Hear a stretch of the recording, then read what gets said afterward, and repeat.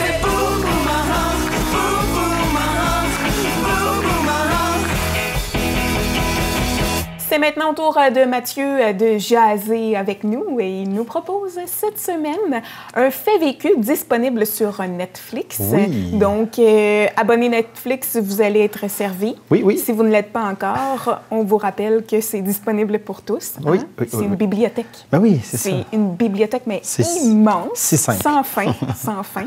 Donc, parfois, juste choisir un film, ça peut peut être nous long, prendre ouais. beaucoup de temps. Mais il y a des études psychologiques là-dessus, là, maintenant, Oui. quand ça sortit, le syndrome Netflix, l'espèce de fait qu'on fouille tout le temps. Oui, oui, oui, ouais. oui. Finalement, on n'écoute à rien, on fait juste fouiller.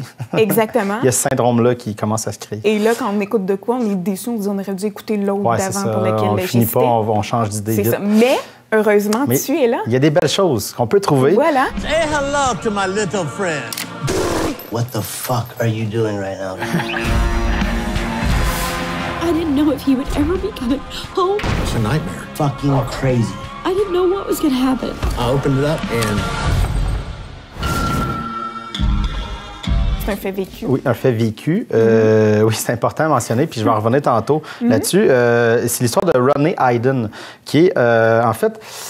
Mais pour vraiment mieux expliquer, c'est basé autour d'une légende, tu sais, des espèces de légendes urbaines qui se Oui. propagent. Et là, ça se propageait dans un petit coin reclus de la Floride, vraiment perdu, très, très rural dans le bois. Il y a quelques personnes qui habitent là. OK. Et ils se regroupent souvent le vendredi. Tous les voisins font un feu, nourriture, tout ça. Et il y a une espèce de vagabond qui habite dans les bois, un vieux hippie des années 70 qui vit dans le bois, qui est super heureux, qui fait pousser ses affaires.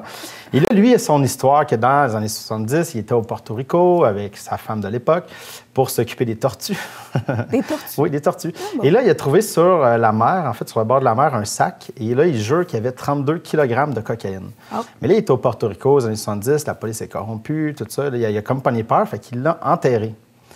Et là, ben, il dit ça à tout le monde. Moi, j'ai enterré. Tu sais, ça devient comme une histoire folklorique. Mais ça tombe dans l'oreille de Rodney Hayden, qui est un contracteur qui tombe un peu déchu avec la crise 2008 financière. C'est-à-dire que lui, tu sais, il construisait beaucoup de gros buildings, des gros trucs, des gros déploiements, mais évidemment, après 2008, il n'y avait plus de construction. Tout a tombé. Alors là, ben, il y a comme l'appât du gain qui avait commence à besoin de rentrer. sous. Oui, parce qu'il a tout perdu. Et là, il se dit, bon, ben 32 kg, il a trouvé quelqu'un qui fait un peu de drogue. Un autre personnage très spécial qui est dans le film aussi. Et lui, il dit, ben, il calcule vite, il dit, je pense que c'est 2 millions que ça donnerait.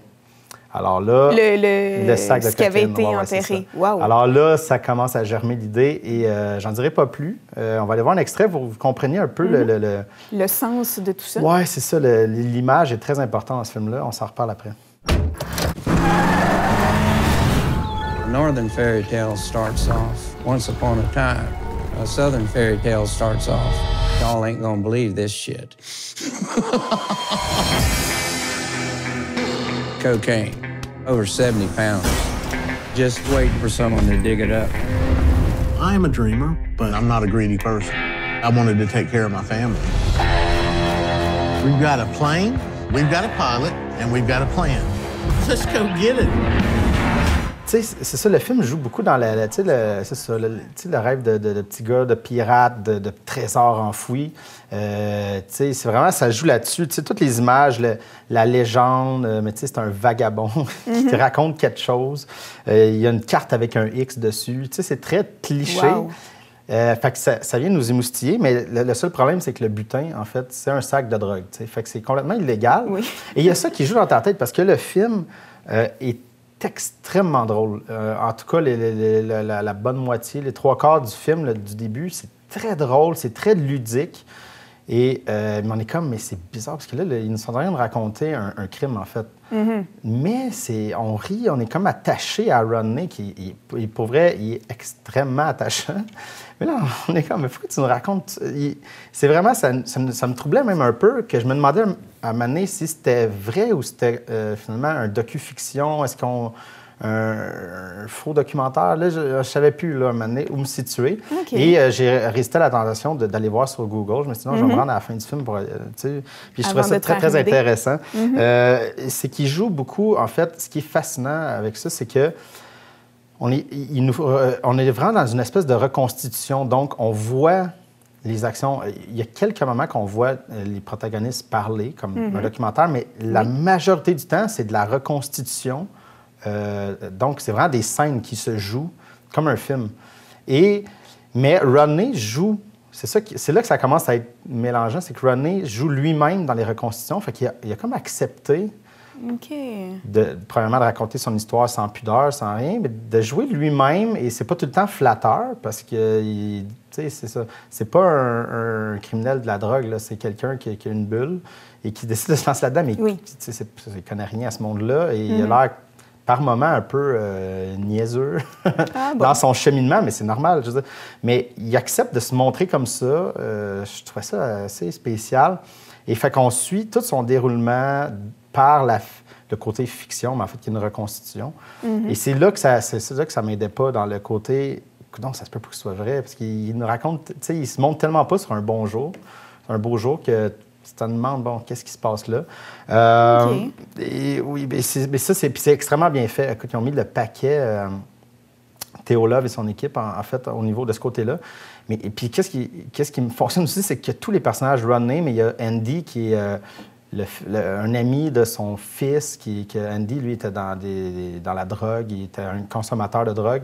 Mais Andy, en lui-même, tu te demandes, tu te dis, ça se peut pas qu'il existe. Même parce qu'il est tellement coloré, tellement spectaculaire comme personnage, même que quand il apparaît, ils mettent Andy existe pour vrai. Et même dans le générique à la fin, ça aurait remarqué, on vous le jure, qu'Andy, c'est juste comme, ça se peut pas, c'est un personnage. Tu sais, tout le long, tu y crois pas à cause de ça.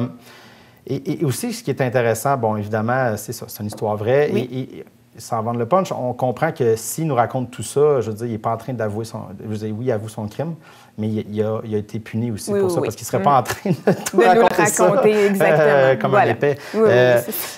Mais le réalisateur n'a aucun jugement sur ce qu'il a fait. Parce qu'évidemment, on le sait que c'est extrêmement pas correct.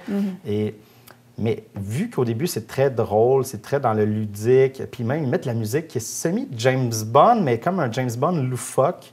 C'est tout le temps pour un peu marquer le côté qui... Je sais pas ce qu'il fait, c'est comme un...